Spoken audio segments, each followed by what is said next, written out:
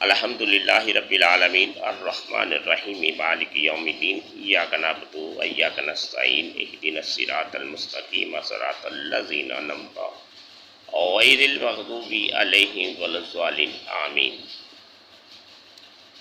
ان اللہ و ملائکتہ یصلون علی النبی یا ایھا الذین آمنوا صلوا علیہ وسلموا تسلیما۔ اللہم صلی علی سیدنا و مولانا محمد النبی الامی وعلی آلہ وبارک وسلم۔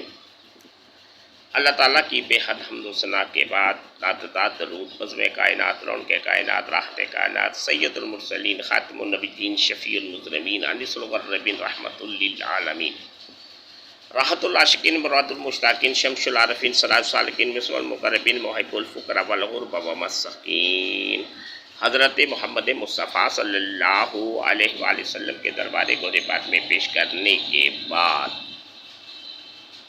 سامعین گرامی، محشر کا میدان لگا ہوگا، نفسا نفسی کا عالم ہوگا، تمام نبی اپنی اپنی امتوں کو لے کر محشر کے میدان میں کھڑے ہوں گے۔ جنت کے آٹھوں کے 8 دروازے ہیں، وہ سب کے سب بند ہوں گے۔ لوگ اس انتظار میں ہوں گے کہ کب جنت کے دروازے کھلیں اور ہم اندر داخل ہوں۔ میرے آقا احمد مجتبیٰ محمد مصطفیٰ صلی اللہ علیہ وآلہ وسلم عرش کے نیچے 2 کرسیاں ہوں گی، ایک پر میرے آقا حضرت محمد مصطفیٰ صلی اللہ علیہ وآلہ وسلم جلوہ فروز ہوں گے، بڑے جاہ و جلال کے ساتھ، کیونکہ یہ جو محشر کا میدان ہوگا اس دن کے مہمان خصوصی چیف گیسٹ میرے اور تیرے آقا حضرت محمد مصطفیٰ مدنی مانٹھار آقا ہوں گے۔ جنت کے 8 کے 8 دروازے بند، اب انتظار میں ہے کب جنت کے دروازے کھولیں اور ہم اندر جائیں۔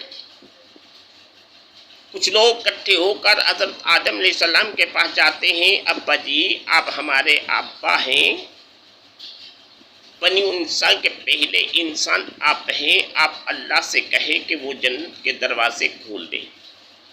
حضرت آدم علیہ السلام کہیں گے نہیں بھائی، میں آج یہ طاقت نہیں رکھتا کہ میں اللہ سے جنت کے دروازے کھلوا سکوں، تم ایسے کرو کسی اور کے پاس جاؤ۔ وہ آدمی اکٹھے ہو کر پھر حضرت شیش علیہ السلام کے پاس جائیں گے۔ حضرت شیش علیہ السلام بھی یہی کہیں گے کہ بھائی آج میں یہ طاقت نہیں رکھتا، یا یہ کہیں گے کہ میں اللہ سے جنت کے دروازے نہیں کھلوا سکتا۔ پھر وہ حضرت ادریس علیہ السلام کے پاس جائیں گے، حضرت ادریس علیہ السلام بھی یہی کہیں گے بھائی آج میں یہ طاقت نہیں رکھتا کہ میرے کہنے پہ اللہ جنت کے دروازے کھول دے۔ پھر وہ ہوتے ہوئے حضرت ابراہیم خلیل اللہ کے پاس آئیں گے اور کہیں گے اے ابراہیم خلیل اللہ، آپ تو اللہ کے دوست ہیں، اللہ نے آپ کے لیے آگ کو گلزار کر دیا تھا، آپ اللہ سے کہیں کہ وہ جنت کے دروازے کھول دیں اور ہم اندر داخل ہوں۔ حضرت ابراہیم علیہ السلام کہیں گے بھائی آج میں بھی یہ طاقت نہیں رکھتا کہ اللہ میرے کہنے پہ جنت کے دروازے کھول دے، آپ کسی اور کے پاس جائیں۔ پھر وہ حضرت موسیٰ علیہ السلام کے پاس آئیں گے، حضرت موسیٰ علیہ السلام سے عرض کریں گے کہ آپ اللہ سے کہیں کہ جنت کے دروازے کھول دیں، کیونکہ آپ اللہ سے ہم کلام ہوتے تھے، اللہ آپ کی آواز سنتا تھا، آپ سے ہم کلام ہوتا تھا، آپ سے گفتگو کرتا تھا، اس لیے آپ اللہ سے کہیں کہ جنت کے دروازے کھول دیں۔ حضرت موسیٰ علیہ السلام عرض کریں گے کہ بھائی آج میں بھی طاقت نہیں رکھتا کہ اللہ سے جنت کے دروازے کھلوا سکوں۔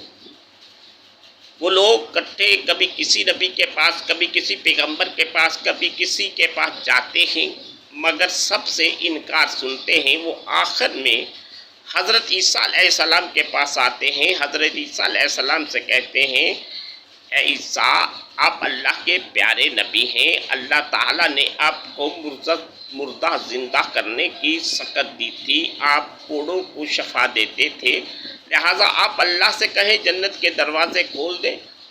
حضرت عیسیٰ علیہ السلام یہ جواب دیں گے، دیکھو میں بھی اللہ سے جنت کے دروازے نہیں کھلوا سکتا، پر ایک بات کا اضافہ فرمائیں گے عیسیٰ علیہ السلام اور کہیں گے دیکھو وہ جو دو کرسیاں پڑی ہیں، ایک کرسی پر مدنی بن ٹھارا کا بیٹھے ہیں حضرت محمد مصطفیٰ، ان کا نام ہے، آج وہی دولہا ہیں، آج وہی سب کچھ ہیں، آج ان کے سر پر شفاعت الزبا کا تاج ہے، آپ جائیں ان کے پاس جائیں، آج وہی ہے واحد جو جنت کے دروازے کھلوا سکتے ہیں۔ سب لوگ اکٹھے ہو کر حضرت محمد مصطفیٰ صلی اللہ علیہ وآلہ وسلم کے پاس جائیں گے اور عرض کریں گے، اے مدنی من ٹھار آقا، اللہ سے کہیں جنت کے دروازے کھول دیں، اللہ تعالیٰ سے کہیں جنت کے دروازے کھول دیں۔ میرے آقا یہ نہیں کہیں گے کہ میں طاقت نہیں رکھتا، میرے آقا کہیں گے اب آپ صحیح جگہ پر آئے ہو، ہاں میں ہی ہوں جو اللہ سے جنت کے دروازے کھلوا سکتا ہوں۔ پھر میرے آقا کریم فرماتے ہیں کہ میں کرسی سے نیچے آؤں گا اور اپنے خدا کو ایک سجدہ کروں گا، اور اس سجدے میں جو میں نے اللہ سے مانگنا ہے، اللہ کی جو تعریف کرنی ہے، وہ اللہ مجھے لحام کرے گا۔ پھر اللہ فرمائے گا سونیا سر جھک، ہائے ہائے ہائے سبحان اللہ۔ اللہ کیا کہے گا، اے میرے محبوب سر تو اٹھا، بتا کیا بات ہے۔ سونیا سر جھک، میرے آقا کریم سجدے سے سر اٹھائیں گے تو عرض کریں گے یا اللہ جنت کے دروازے کھول دے۔ اللہ تعالیٰ فرمائے گا اے میرے حبیب میں نے تو تم کو عالم شہادت میں ہی بتا دیا تھا کہ جنت کے چابیاں تو تیرے پاس ہیں، سونیا جنت کے دروازے کھول، جس کو چاہے اس کی شفاعت کر، جس کو چاہے جنت میں داخل کر۔ آج تو ہی دولہا ہے، محشر کا دولہا تو ہے، چیف گیسٹ تو ہے، یہ جو ساری محفل میں نے سجائی ہے سونیا تیرے واسطے سجائی ہے۔ پھر وہاں پر ایک اعلان ہوگا کہ جن کے نام محمد اور احمد ہیں وہ بھی کھڑے ہو جائیں، جن کے نام محمد اور احمد سے شروع ہوتے تھے نا وہ کھڑے ہو جائیں گے۔ اللہ فرمائے گا فرشتوں ان کو نوری لباس پہناؤ، اور اللہ کہے گا ان کو جنت میں داخل کر دو۔ اللہ اس دن اپنے محبوب کے نام کی حمیت بتائے گا، جو ہر وقت آقا پہ درود پڑھتے ہوں گے وہ تو جنتی جنتی ہوں گے۔ پھر اعلان ہوگا، ایک خوبصورت سفاری آئے گی، سواری براق کی سواری، اس پر ایک تخت لگا ہوگا اور آواز آئے گی اے میرے محبوب حضرت محمد مصطفیٰ سوار ہو جائیے۔ میرے آقا بڑے جاہ و جلال کے ساتھ اس پر سوار ہوں گے۔ پھر جامع گوئیاں شروع ہو جائیں گی کہ اس کی لگام کون پکڑے گا، کوئی کہے گا ابو بکر پکڑے گا، کوئی کہے گا عمر پکڑے گا، کوئی کہے گا علی پکڑے گا، مگر آواز آئے گی انا بلال کتے وے بلال۔ اس دن کالا حبشی میرے آقا دا عاشق بازی لے گیا۔ میرے آقا فرماتے ہیں کہ جنت میں سب سے پہلے میں داخل ہوں گا، پھر فرمایا نہیں مجھ سے پہلے بھی کوئی داخل ہوگا، کیونکہ جو لگام پکڑے گا وہ پہلے داخل ہوگا، تو بلال پہلے جنت میں داخل ہوگا مجھ سے پہلے بھی۔ میرے آقا فرماتے ہیں کہ جس دروازے سے میں داخل ہوں گا اس دروازے کا جو دربان ہے اس کا نام ہے رضوان. وہ آج تک کسی کے لیے بھی اٹھ کر اس نے استقبال نہیں کیا. اٹھ کر اس نے، بڑا اللہ کا مقرب فرشتہ ہے، مگر اس نے آج تک کسی کا اٹھ کر استقبال نہیں کیا. میرے آقا فرماتے ہیں جب میں اس دروازے سے داخل ہوں گا، وہ جو رضوان فرشتہ ہے، بڑا معزز فرشتہ ہے، وہ بھی میرے استقبال کے لیے کھڑا ہو جائے گا. جنت کے دروازے کھل گئے، پھر آواز آئے گی،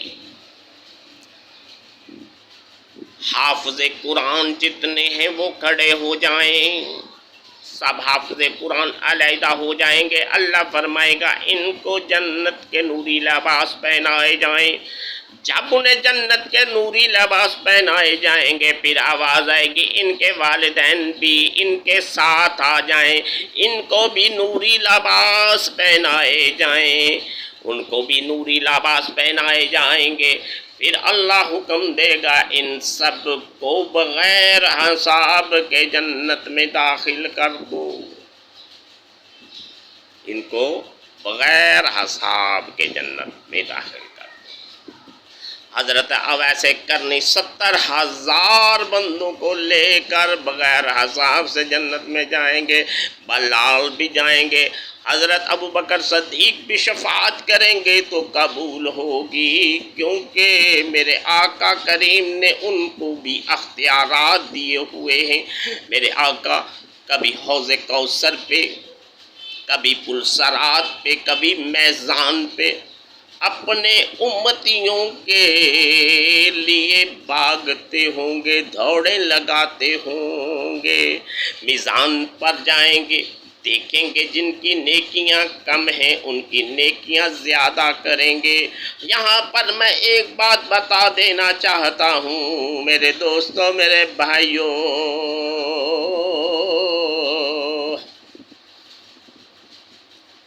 میزان کے دن جو سب سے وزنی نیکی ہوگی، اس نیکی کا وزن سب سے زیادہ ہوگا.